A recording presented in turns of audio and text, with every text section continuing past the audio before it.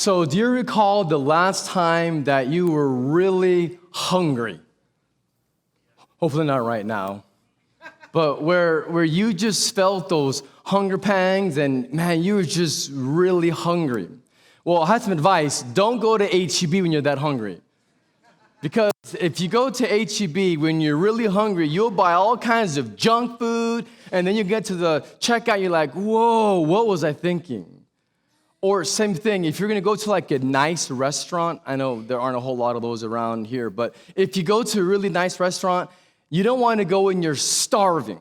Because what'll happen is, you'll see the menu and the pictures, and you'll start ordering the appetizers. And yeah, get one more appetizer, and then you order the steak, and then all of a sudden, at the end of the meal, you're so full.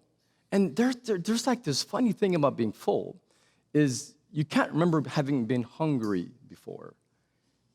And then the bill comes. And then you're like, what were we thinking? Who ordered the duck? And you're like freaking out because the bill is just overwhelming. And it just goes to show us that there's this thing called hunger. And hunger can really drive us. And hunger can prevent us from thinking clearly. And oftentimes we can make very foolish choices just because we're hungry. But on the other side of it, being satisfied. Now that is beautiful. God has created us to have not just bodies, but also mind, emotions, our will, all of us, who we are at our very being, to be satisfied. So we're beginning a several-week series where we're going to be considering what it means to have Jesus truly transform and satisfy us holistically.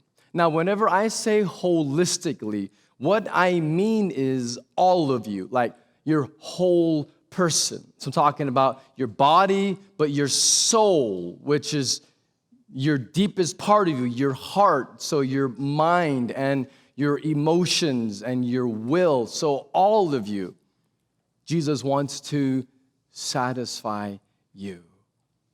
And so today as we begin, we're considering being satisfied in the presence of God. So please turn to Psalm 16 that we'll be feeding our souls from here together. Psalm 16. Preserve me, O God, for in you I take refuge. I say to the Lord, you are my Lord. I have no good apart from you. As for the saints in the lands, they are the excellent ones in whom is all my delight. The sorrows of those who run after another God shall multiply. Their drink offerings of blood I will not pour out or take their names on my lips. The Lord is my chosen portion and my cup. You hold my lot. The lines have fallen for me in pleasant places. Indeed, I have a beautiful inheritance. I bless the Lord who gives me counsel. In the night also my heart instructs me. I have set the Lord always before me, because he is at my right hand. I shall not be shaken. Therefore, my heart is glad and my whole being rejoices. My flesh also dwells secure, for you will not abandon my soul to Sheol or let your Holy One see corruption. You make known to me the path of life. In your presence there is fullness of joy. At your right hand are pleasures forevermore. Amen. What a powerful text that is. Verse 1, King David begins by crying out, preserve me, O God. And then he ends the poem in verse 11 with confidence. And he says, you make known to me the path of life. Why? Why does he say that? You know, this psalm is about 3,000 years old. So this was 1,000 years before Jesus was born when David wrote this as Spirit inspired him. And so even though this is ancient literature, it's inspired by God, and it applies to you and me today in the 21st century, and it describes human nature with remarkable accuracy. This is a profound set of verses. David's soul was in anguish. Talked about his whole being and his body. So all of him. So down to his soul and his body, all of him. And it says that he's crying out. He says, preserve me, O God. Save me. Rescue me. So I want you to get this image in your mind, because I know on a Sunday morning, all of us can show up and we cannot just pretend. We cannot pretend like, oh, I've got it all together. Oh, I'm just fine. I put on my nice clothes and I'm good to go, and I don't have any serious struggles. I'm doing just fine. I'm good. When the truth is that we know we're not. And so if that's you today, where you're thinking, oh, I'm fine, you need to just stop it. Just stop it. Because life can be brutal. It can. It can be demanding. It can make you fast. There's a lot of demands. And it doesn't matter if you're a student, whether you're a college student, whether you're launching a career, or whether you're middle-aged. I don't know what that means anymore, because I turned 40 this year. So am I middle-aged now? So whatever, I guess I am. You just have to look in the mirror and say, all right, own it, right? Wherever you are in your life setting, on your journey, there are challenges, and life can and at times will be very disappointing. Let me just prepare you.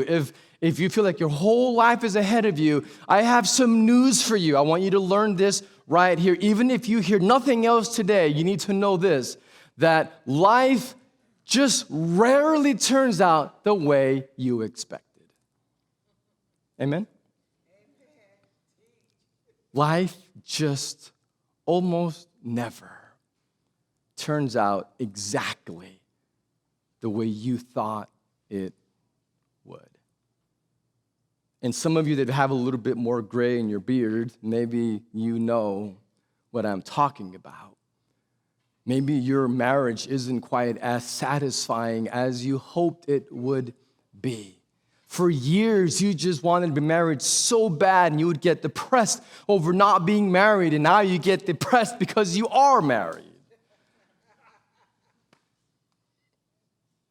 It's life in a broken and fallen world, and it doesn't always turn out the way you thought it would. Actually, it pretty much never turns out the way you thought it would. And between financial realities, between health challenges, relational struggles, and expectations that sometimes you can't live up to, life has a way of chipping away. And I know we think, oh, I know God matters to me, and I know that He loves me. I know that I matter to God, and part of us really does believe that, or maybe you want to believe that you matter to God, but the reality is that life has a way of just chipping away, and I think of this as faith erosion.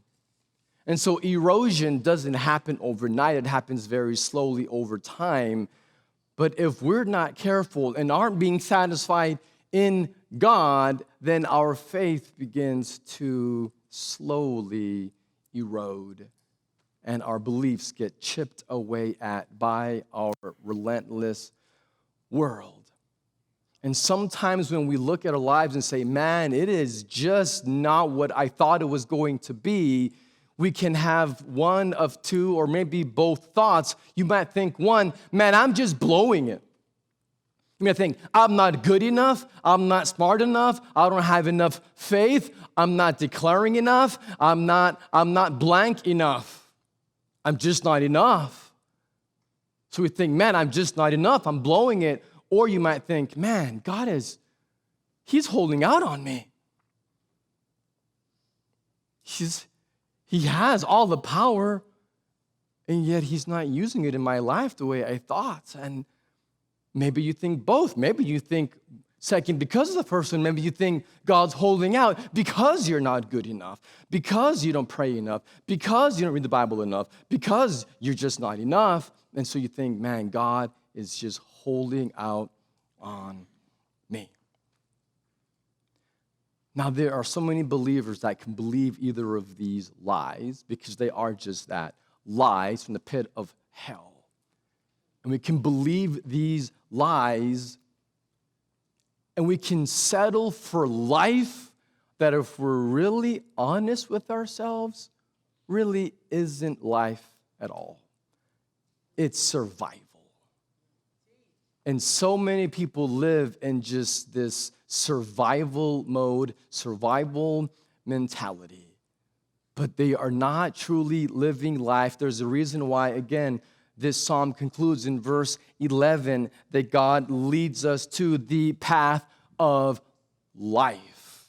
Jesus came to bring us life. He says, come to me to have life. He says, the thief comes only to steal and to destroy, to kill. I came that they may have life and have it abundantly. So Jesus came to bring us life. Jesus did not come to bring us survival mode where we're just surviving by scrolling with mind-numbing hours on social media or mind-numbing Netflix binging or just life just being basically reduced to fast food, bills, and a hectic schedule. You feel me? And some of you in college are thinking, whoa, if that's adulthood, I don't really want to go. I'd rather stay here. But what I'm trying to tell you is that none of us are immune. None. There are very real forces of evil that are against us, that oppose us, and we have to know who we are and know who God is. Like David here cries out, preserve me, O God. David wanted life. He didn't want survival mode. He wanted life. He wanted real hope, real joy, real purpose, not just faking it on a Sunday morning where you look good, but on the inside, you know that you're not well. And yet you continue with your survival methods and you're faking it. And I pray that this morning that a stronghold in your heart would just break by the power of the Spirit and that you would just be honest and say, no, I'm not okay. I need help. I'm like David here. Preserve me, O God. May we cry out with David. Preserve me, O God. May we have our souls satisfied in God and have real life. Let me give you the main idea, the theme, if you will, from Psalm 16. It reveals that knowing who God is for you will lead you to being satisfied in Him. So there's two parts. There's knowing who God is for you will lead you to being satisfied in Him. And if you don't know who God is for you, then that's when you're going to get into survival mode. That's when you're not going to have real life because you won't know who God is for you, and then therefore you will not be led into having your soul, your whole being satisfied in Him. Let's dive into verse 1. He begins by saying, preserve me, O God, but because, he says the reason, preserve me because in you I take refuge. Refuge is protection, His rest, His security, so His safety. We can look to so many things in this world for our sense of security, and David says, it is only in you, God, that I find my refuge. So knowing who God is for you will lead you to have unshakable hope and joy no matter the circumstances that you have in life.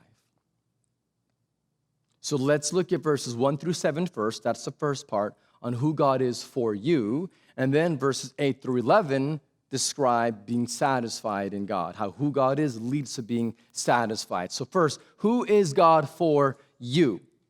So we're seeing, first of all, that God is the only source of true security, of true safety. That's who God is for you. He is your security. 401ks, that's not security. Ultimately, your security and is not in Social Security. That's not even going to be there when you retire. Sorry. That's not security. God. God is our security. Verse 2, I have no good apart from you. There is no good apart from God. So all other good things in this world are good only because, hear me, all the other good things in this world, they're good because they lead us to have more of God. So you might think, oh, I love fruit, and so I love strawberries, and I love all kinds of different fruit. And what's so beautiful is that when you taste and you take a bite of something that's delicious and the flavor explodes in your mouth by God's design, this is a good thing. But it's good because God designed food to taste good so that you would then respond and say, oh God, you made this. You are good. Thank you. Thank you for this good that you've given to me. And so all of the good things, the people, all of the holy pleasures that we can have, all the things that are good because it leads us to experience more of God, who is the ultimate good. Verse 3, as for the saints in the land, the saints are God's people who are declared holy, that are set apart. That's what holy means. And so these are the excellent ones in whom is all my delight. So we're seeing here that believing means belonging. Hear me. Believing in God means belonging to his people. If someone tells me, yeah, I love God, I just don't like the church. I would say find a healthy one. That's the first thing that I would say. But if there's no love for God's people, then you're missing the point, because God is saving us as a people, as his community. And so we see here that there is delight, there is joy being part of God's people, which is why at Renewal Church we have a thing called covenant membership, where we commit to each other, to be real with each other, to weep with those who weep, but celebrate with those who celebrate. We make this agreement, this covenant, where we are in it together to share our lives with each other, because it says here in verse 3 that brings delight. And so the whole point of the church is treasuring God together, which is why our church vision includes being a faith family where we don't have age-segmented ministries. We want to see a home group that will have children and youth and college-aging, people married without kids and little kids and middle-aged and empty nesters and seniors, everyone together as one family, learning from each other. If you only have people in your life that are your exact same age as you, then you're not going to have the wisdom that you need. You won't have it. And I get it. I understand that we're trained this way from grade school. And you get to high school, and you want to be around high school. You get to college, you want to be around college. And you're young married, you want to be around just young marrieds. And then when you're old, be around other old people. Like, that's just normal. But it's not biblical, and it's not best for you. You won't be challenged or loved. You won't grow. You won't become what God wants you to be if all your friends are all exactly like you. You won't. It won't happen. He says that he loves the saints, and there's great delight in being part of the people, the family of God. Verse 4, the sorrows of those who run after another god shall multiply. And so idols, these other gods, they're false gods, they're counterfeit gods. And so ladies, if you're dating a guy and he proposes to marry you, and he says, oh, I got this CZ stone on sale. Will you marry me? If you don't know what CZ is, it's a knockoff diamond. Cubic zirconia, it's not the real thing. Now, at a distance, it can look like the real thing, but it's not a diamond. Don't marry that guy. You dump him there and you say, I'm done with you because you don't treasure me enough. And if you're not going to treasure, and fathers, teach your little girls this. Your little girls are princess. God, the king, is their father. And so if you have a guy that doesn't treasure you, you dump him.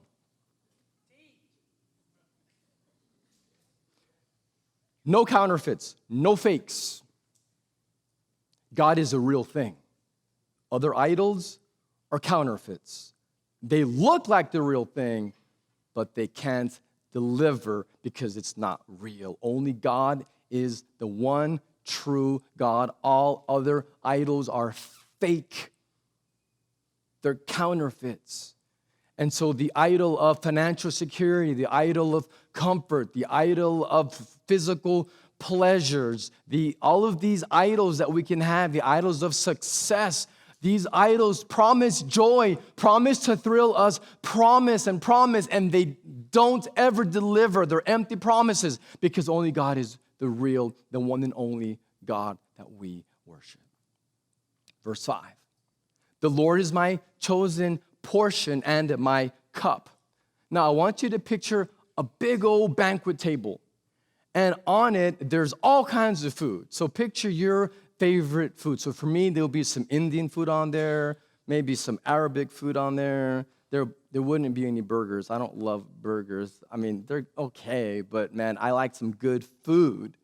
I like legit good food. And it was so funny living in Abu Dhabi where you would have like South Africans that take their steak very seriously. Like, those dudes and their steak, like it's an idol for them sometimes.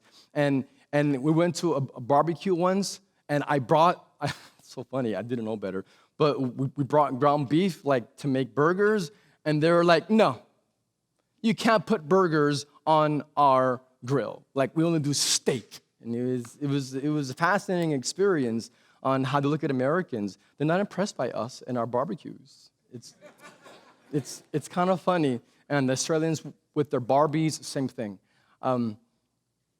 Picture good food that you love. And it's all laid out on this huge banquet table. And this is a metaphor for the table of life. And you can pick any food that you want to go feast on and fill your soul with. Except the problem is, now, all of these foods are laced with poison. They look good, but they're going to kill you if you feast on them. And he says in verse 5 that you're my chosen portion and my cup.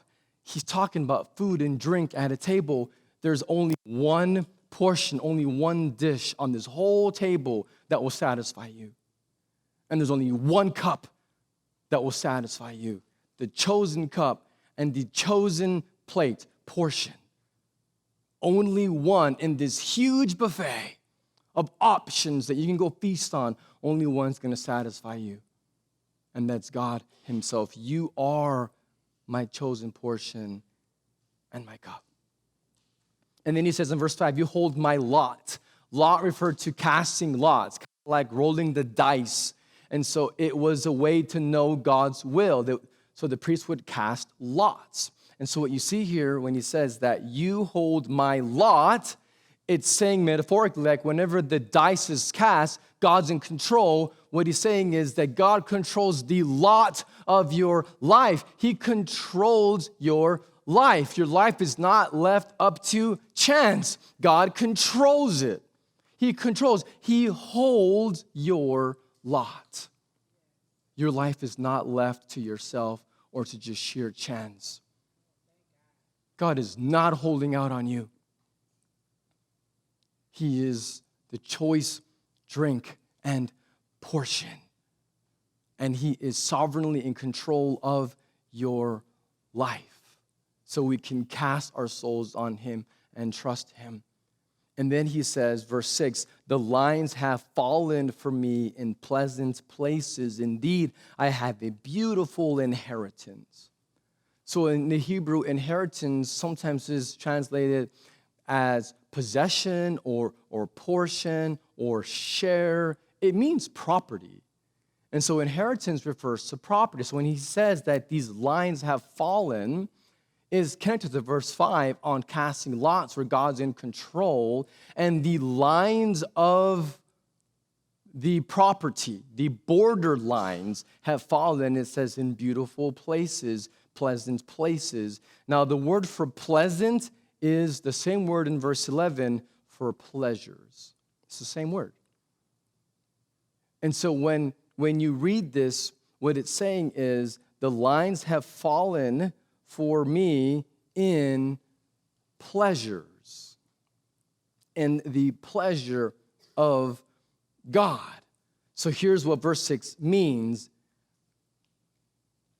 that God has borders around your life, and he is at work in your life, control, putting up borders around your life, and in a sense, think fencing you in close to him. He is orchestrating, he is working the events in your life so that it leads you to him, to pleasure in his presence. That is his plan. And even though along the path it might seem like, God, are you sure that you're fencing me in to pleasures? Because it sure seems like you're fencing me in to horrors. Or you're fencing me in to bad kids. Or bad parents, because there's kids in the room here today. Or fencing me into disappointment. But that's not what it says. That the lines, the borders of your life have fallen, and it's a beautiful inheritance, and it's leading all to pleasures in God. His ultimate purpose for you, so you can enjoy him forever, and so we can trust him. And quite honestly, when you're reading a book, you don't stop halfway in the book because you won't know how it ends. And sometimes we're judging the story that God is telling of our lives, and we want to judge the story halfway. The story's not done yet. We trust him, that he's telling a story.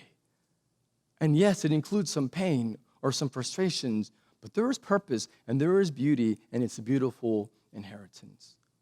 I bless the Lord, this is verse 7, who gives me counsel in the night, and also my heart instructs me. And so describing how God, through his Spirit, that he instructs us and he guides us, and he is our counselor. So we can hear his voice if we would just sit and be quiet in his presence long enough to hear him. And so when you're looking at these verses, it is describing who God is for us. He is our safest refuge. He is the ultimate treasure that we value. He is the sovereign king who's in control. He is our trusted counselor.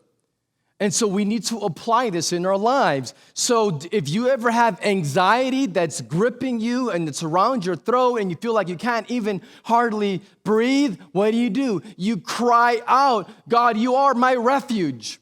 When there is depression that is weighing so heavy on your chest and you feel like you're going to suffocate, you cry out to God, you are my chosen portion. You are my cup. I just need you for your deepest soul's hunger and thirst. When you're feeling the weight of your failure or your disappointment, you remember the lions have fallen for me in beautiful places, and I have a beautiful inheritance in God.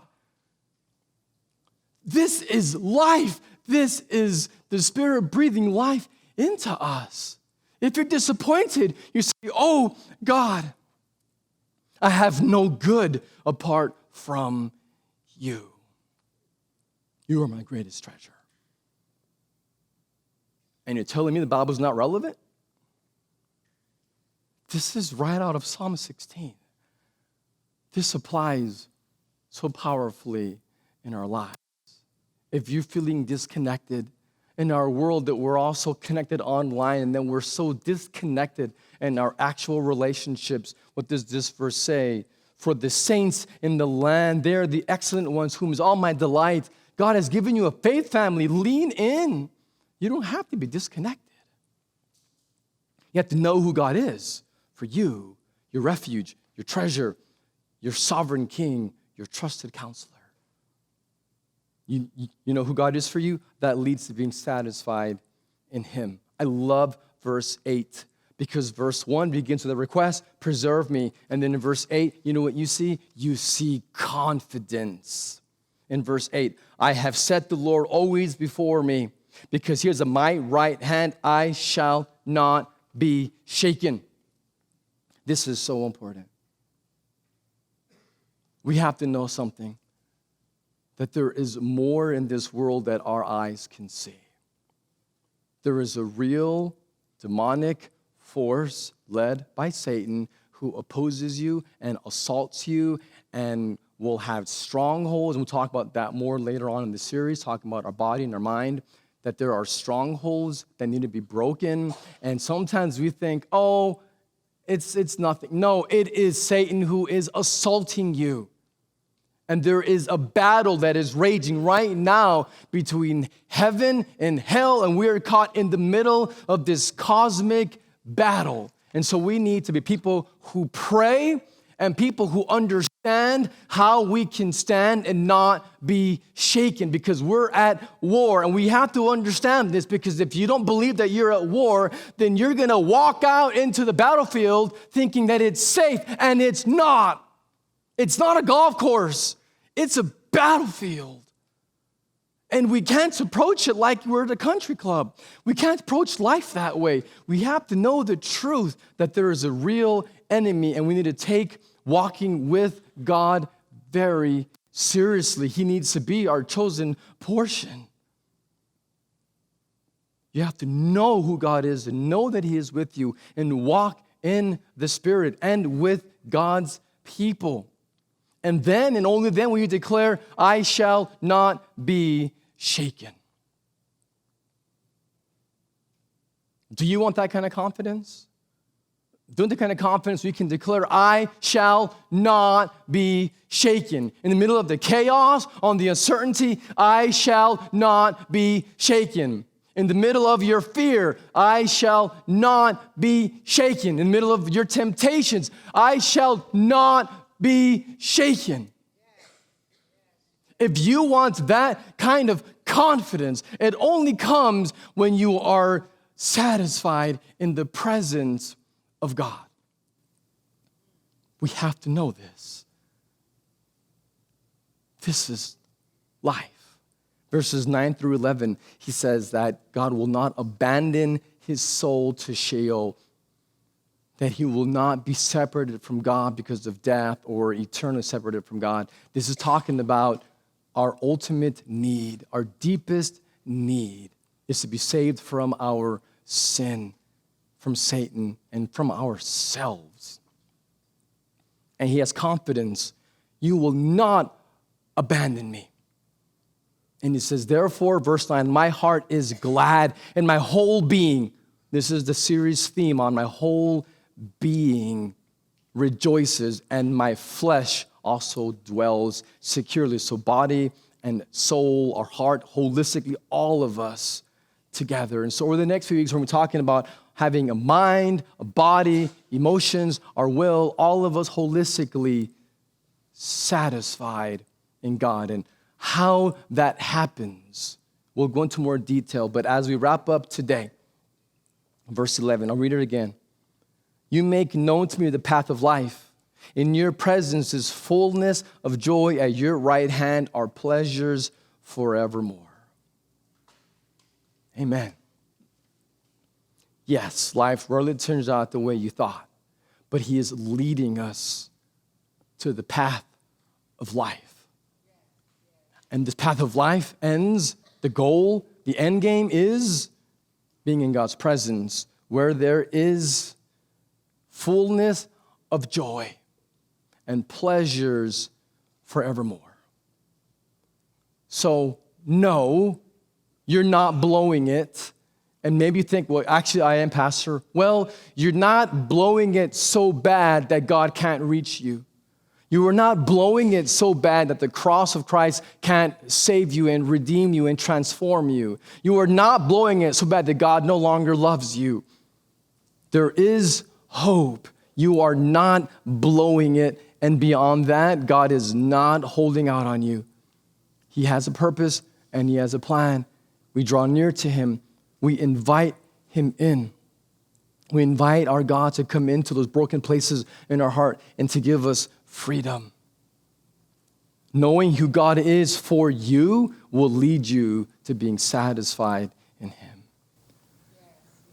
So will you just sit still before your God and ask the Spirit to come in and do what only He can do to give you freedom and hope. We praise God because in His presence there is fullness of joy, and His right hand there are pleasures forevermore. Come, be satisfied in Jesus.